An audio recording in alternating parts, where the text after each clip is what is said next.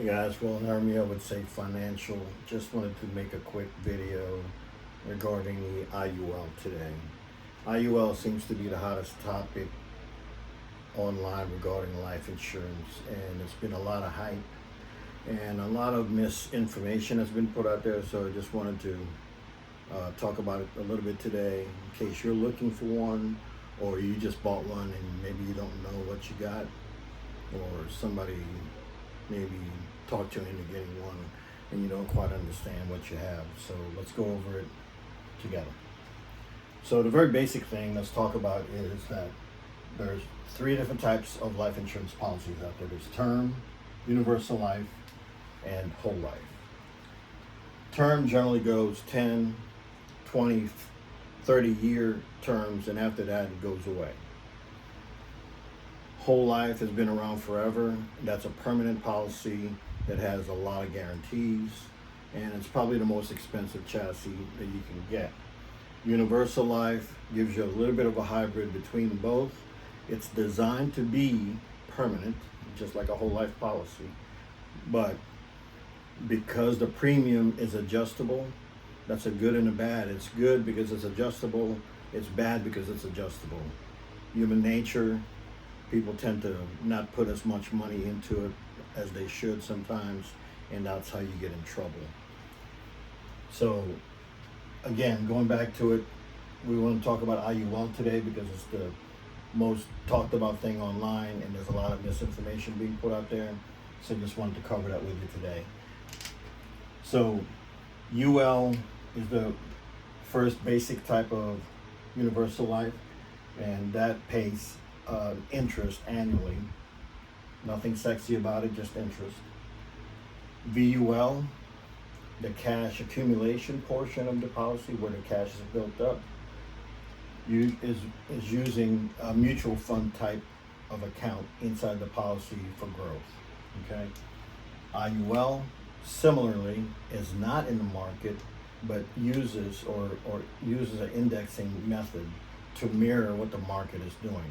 But the way it works, because it's going to be capped most of the time, if the market goes up, let's say the S&P 500 is the index that they're using.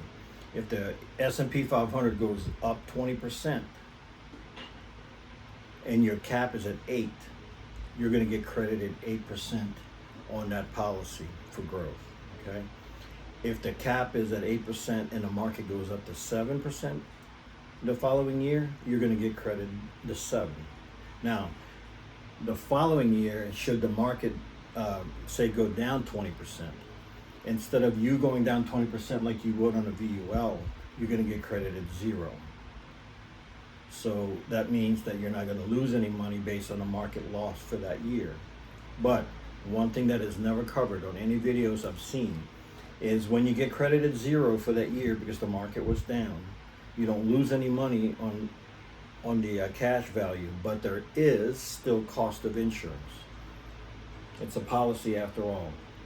The cost of insurance for that year is going to be deducted from your cash value. So it is going to move on a negative, but not because of the market, but because of cost of insurance. Pretty basic stuff, but for whatever reason, I haven't seen an agent cover that on any of the videos that I've seen. I've seen a ton of them. Now, cost of insurance. Let's talk about that today. Your cost of insurance on an IUL is based on an annual renewable term chassis. Best way I can explain that, that's the most common used policy when you have it at work. Every 5 years, it's going to go up based on your age, right? So as you get older, every 5 years, the cost of insurance climbs very slowly. And I've done an illustration. Now, this is not to scale, but just so you can see it, every 5 years or so, it will go up in cost. This is your insurance cost over from age 1 to 100, not to scale, but kind of give you an idea. When you get to age 60, it starts to climb quite a bit faster. So if you understand how this works, then you should understand that proper funding on the front end will help this be a lot more efficient over time. And I'll explain further with some numbers. So let's talk about this. Here's an example. Let's say that we're using an IUL as explained in most of the hype videos, and we've got $1,000 premium going in. To some people, I suggest to do this as a supplement or as a replacement of their 401k. I prefer the supplement part because I think both needs to be had so you can have a better chance of nicer retirement. But different argument for a different day. So for this purpose, let's say we're going to use $1,000 a month to save towards this policy, and we're using a split of 100 to go towards the cost of insurance. And let's say you're age 30 and $100 buys you $250,000 worth of death benefit. Okay, that means that the 900 goes towards cash accumulation. All right, so over the years, as you pay into this policy, in this deposit that you're putting in, $900 a month, let's say years down the road, you've got about $240,000 worth of cash accumulated into the policy, okay? And your death benefit that you started with is $250,000. You'll notice there's a $10,000 gap between the two. At this point in time of that policy, that $10,000 is how much death benefit you're still paying for on this policy. Why? Because $240,000 of that $250,000 is actually your cash that you've saved over the years built up. So now that you have $240,000 in cash, you're only paying insurance on a $10,000 portion. So even though, let's say you've gotten towards the end, even though you're older and the cost of insurance is more, but you're now only paying insurance on the 10 grand, not the full 250. So I hope that is clear that because of the strategy, you've reduced the amount of death benefit that you're actually paying for. Again, 240 is cash built up. 250 is the policy, so you're only paying insurance cost on the 10 grand. Now, let's go a couple years down the line further so you can understand how this actually works. Fast forward a few years later, you now have 280,000 of cash built up in that $250,000 policy. Now, to keep the definition of life insurance, the death benefit has to stay ahead of this. Again, if we're using that same example of $10,000 corridor, your death benefit is now $290. Went from $250 to $290 because your cash has grown, okay? So now you're paying $10,000 on a higher cost of insurance, but only for the $10,000 portion at this point, okay?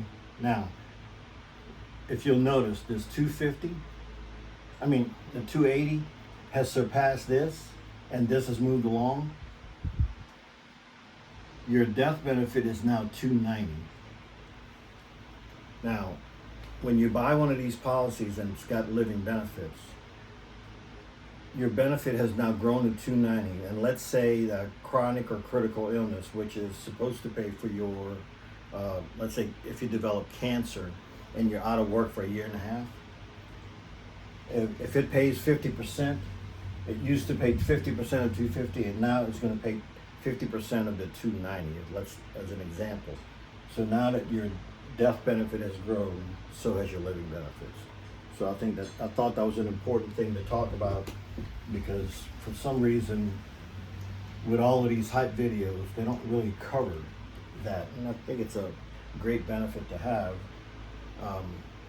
Understanding that it grows along with it. Part of the reason for that is because they have MEC limits or IRS limits that they put on life insurance policies to keep the definition of life insurance. What happens if you don't keep the definition of life insurance? If let's say the insurance company is not paying attention and your death benefit is, or your cash value exceeds the death benefit, then they consider that an investment and it will be taxed as such. That's a little bit more advanced, but bottom line is, once your cash value starts to exceed the original death benefit, the death benefit's going to move along. It's going to increase. Now, there's limitations to that, because if you do it too fast, then you are going to make it. But if it's done gradually, they just kind of move the death benefit along. Now, to better understand how underwriting works, I just wanted to go over this really real quick. Underwriting is the process that they use to ascertain how much risk you hold for them to cover you for this death benefit. So, number one is tobacco use, right? So if you're a smoker, it's going to be more expensive. Age, the older we get, the more expensive it becomes. Gender, male versus female. Unfortunately, because males tend to die before the ladies do, our cost of insurance is higher because they're going to pay us sooner. Health at policy inception. So if you're healthy versus unhealthy, it's going to matter here. If you take prescription drugs, if you have some health conditions, that will be rated here. Again, the healthier you are, the better your rate's going to be. Your job and your hobbies. If you jump out of airplanes as a hobby or as a job, there's going to be a higher risk for that, so it's going to cost you a little bit more money. And again, because it's an annual renewable term chassis, the older we get, the more expensive it's going to get. And once you get past 60, it climbs quite a bit more.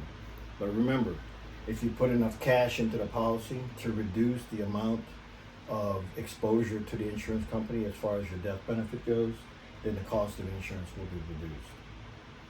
Hope that helps. Roland Hermio, Safe Financial, 985-464-9595.